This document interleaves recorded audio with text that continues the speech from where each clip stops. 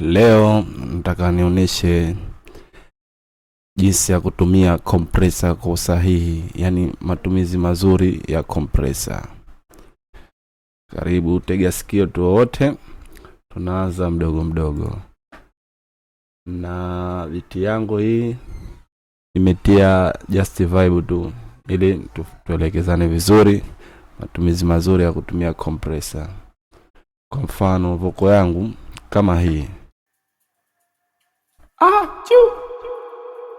ina sound hivi, lakini hii ndo ina kila kitu nilishatengeneza. Kwa hiyo hapa iko tubu na sound kama hivi, na biti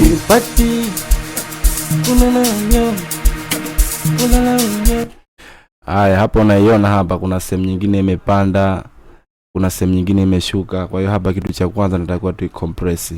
Utafanya vipi? Kama unatumia Studio One, ila mimi natumia Studio 180, ni Fender Studio.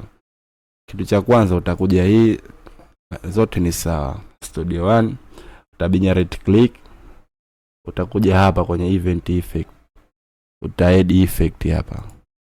Add effect. Kama mimi hapa tayari nisheka compressor yangu hivi. Compressor ni nzuri sana kwa compress vocal.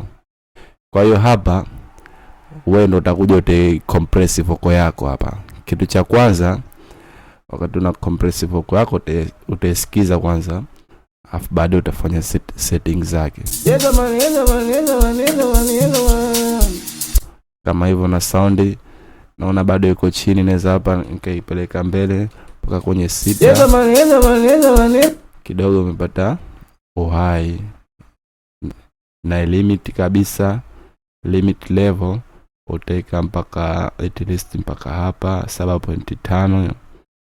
Kwenye ratio ni vizuri hapa kwenye 3.1.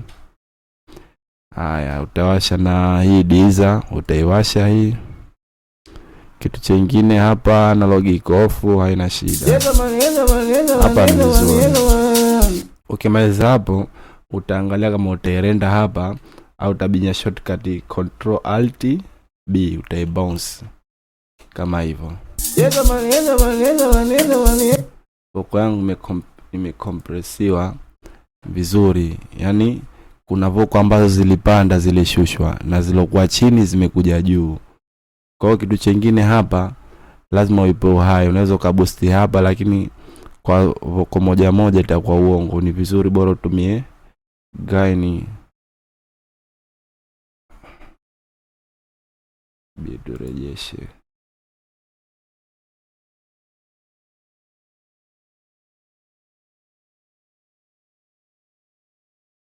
vizuri, uje utumie gain hapa. Utakuja huku kama hivi, hii utaishusha. Gain ya vocal ndo hii, utaweka at least kwenye 4, itakuwa